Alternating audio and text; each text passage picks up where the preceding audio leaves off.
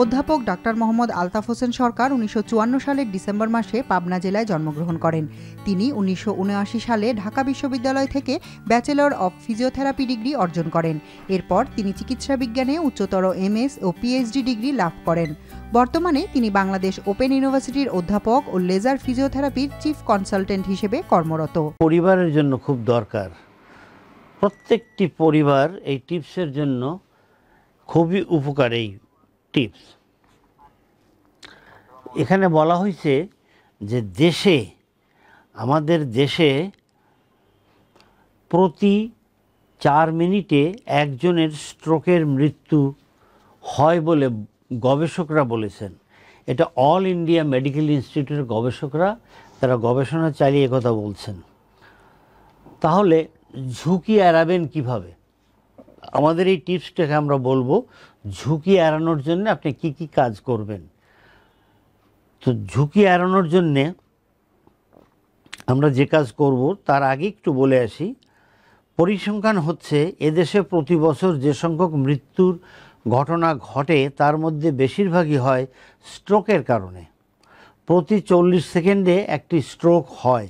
স্ট্রোকের কারণে মৃত্যুর হার প্রায় 70.9% এবং 77.7% স্ট্রোকের কারণে পক্ষাঘাতগ্রস্ত হয়ে নিজে কর্মশক্তি হারিয়ে ফেলছেন এবং আপনি আপনার আগের মতো কাজ করতে পারছেন না। এই যে কাজ করতে পারছেন না যারা, তাদের অবশ্যই ফিজিওথেরাপি চিকিৎসা নেওয়া উচিত। বয়স বাড়লে সাধারণত এ ধরনের রোগ দেখা দেয় বলেই অনেকের ধারণা। চিকিৎসকরা জানাচ্ছেন সেখানেই ভুল করেন অধিকাংশ লোক। অসুস্থতা কোনো বয়সের বাদ মানে না। এই বয়সের যে বয়সের কথা বলছি, এ বয়স ছাড়াও কম বয়সেও স্ট্রোক হতে পারে। এমনকি গবেষক যারা গবেষণা করেছেন তাদের অনেক রোগী 20 বছরের রোগী তাদের স্ট্রোক হয়েছে বলে তারা জানিয়েছেন। চলুন আমরা একটু বলছি আমরা কিভাবে এটাকে প্রিভেন্ট করতে পারি। অস্বাস্থ্যকর খাবার খাওয়া, যেমন আমরা যে সমস্ত খাদ্যাভ্যাস আমাদের আছে, অস্বাস্থ্যকর খাবার সেগুলো আপনারা খাবেন না এবং যে সমস্ত খাবার খেলে স্ট্রোকের ঝুঁকি বাড়ায় সেগুলো খাবেন না। যেমন অতিরিক্ত লবণ, চিনি এবং ফ্যাট জাতীয় খাবার আপনার খাবার তালিকায় আপনি রাখবেন না। এগুলো স্ট্রোকের আশঙ্কা বা ঝুঁকি বাড়ায়।